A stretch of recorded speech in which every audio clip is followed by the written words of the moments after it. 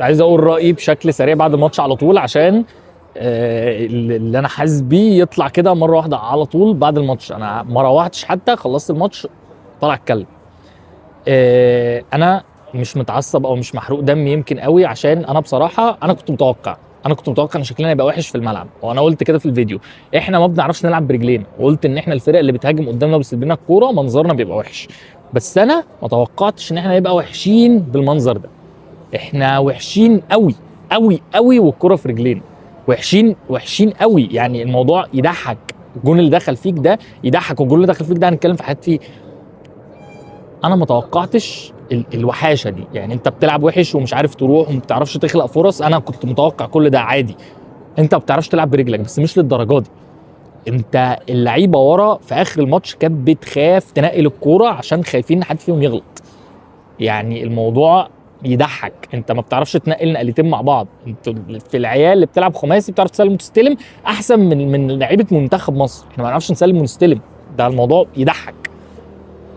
تاني حاجه، الجون احمد زيزو، هو ده يا جدعان مستوى الدوري المصري. يعني ايه بقى؟ يعني ده لعيب مدفوع له ولا بياخد 100 مليون باين، ولا مش عارف، صفقه الناس كلها قعدت تتكلم عنها حرفيا قلبت الدنيا. هو ده اهم لعيب في الدوري المصري، هو ده اعلى كواليتي في الدوري المصري. شايفين منظره عامل ازاي؟ هو ده احمد سيد زيزو. يعني نازل، الناس بتتكلم على الموضوع ده من اول البطوله. بيستلم الكوره بيلعب ببطء، بيستلم الكوره حرفيا بيلعب ببطء. يعني النهارده استلم الكوره، بدل ما قدامه 100 اوبشن يعملهم راح راجع بالكوره للجول. وحته ان الشناوي ما بيعرفش يلعب برجله دي انا قلتها في الفيديو اللي نزلته قبل ما نسافر في ماتش نيجيريا الودي اللي قبل البطوله. اصلا اتكلمت على ان اللعيبه ما بتعرفش تلعب برجليها، او المدافعين بيتزنقوا كتير فبيرجعوا لمحمد الشناوي. محمد الشناوي ما بيعرفش يلعب برجله، فالجون كله على بعضه مسخره بقى، منظر هزلي. احنا لا منتخب مهلهل في الملعب، ما حدش يخدعه النتيجه دي.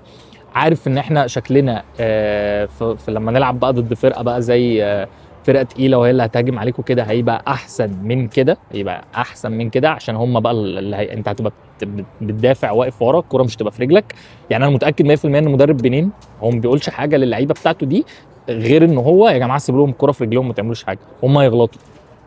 هم هيغلطوا على ان هم مش عارفين يلعبوا، يعني هم ما بيعرفوش يلعبوا برجلهم خالص. مهزله. ده باين لي قد ايه ان احنا ما اشتغلناش على نفسنا خالص من بعد دور المجموعات لحد دور ال 16. تقريبا كنا بنتفسح، تقريبا كنا بنروح ناكل، ومحمد صلاح يعزم اللعيبه والكلام ده. ما اشتغلناش على نفسنا خالص. كل العيوب اللي ظهرت في دور المجموعات هي ظهرت في ماتش النهارده.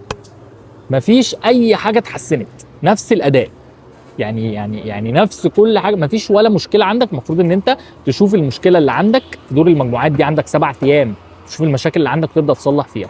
احنا كاننا لسه لاعبين ماتش زيمبابوي امبارح، ولا اي تحسن، مفيش اي تحسن.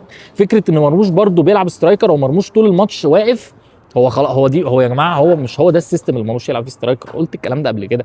مش جايه، مش ناجحه. طب ما تنزل مصطفى محمد. ايه مشكله مصطفى محمد وحسام حسن؟ مش عارفين. محمد صلاح الحمد لله ان هو جاب جون في الاخر، لان هو لما بيجيب اجوان وبياخد ثقه وكده بيبدا ان هو هينزل الماتش الجاي مركز اكتر. لان محمد صلاح لو كان خرج بالملعب بالاداء ده، هو كان باين عليه ان هو عارف ان هو لعب وحش. محمد صلاح النهارده لعب وحش جدا. حاجه تانية تتقال غير ان انت دلوقتي انت ما تحسنتش من دور المجموعات. منظر المنتخب مهلهل. انا كنت متوقع اداء وحش وان هم نكسب بصعوبه ويجيبوا فينا جون، بس السيناريو اللي حصل ده كان وحش، كان هزلي. الماتش اللي جاي ربنا يستر. انا ما اعرفش، ده مش شكل منتخب ياخد بطوله خالص. احنا ما بنعرفش نطلع بالكوره. احنا حرقنا فتوح النهارده يا جدعان، من كتر ما هو الوحيد اللي بيعرف يلعب الكوره برجله ويسلم ويستلم. بقى اللعيبه كل كوره تروح له، وهو برده باين ان هو مش فت 100%. احنا حرقنا الواد بقى واقف على الخط، كل كوره تجيله، لدرجه ان هو في الاخر خلاص بطل ياخد ريسكات وبطل يجرب يرقص. هو كان بالاخر بيطوح الكوره. انت متسابلك الكوره الماتش كله، انت اتضغطت. يعني بعد الجون ما جبته، هو حرفيا منتخب بنين اللي هو بدأ يضغط عليك. انت ما استحملتش تستقبل لعب من منتخب بنين ربع ساعه دخل فيك جون بالمنظر الهزلي ده، وكان في كوارث قبلها.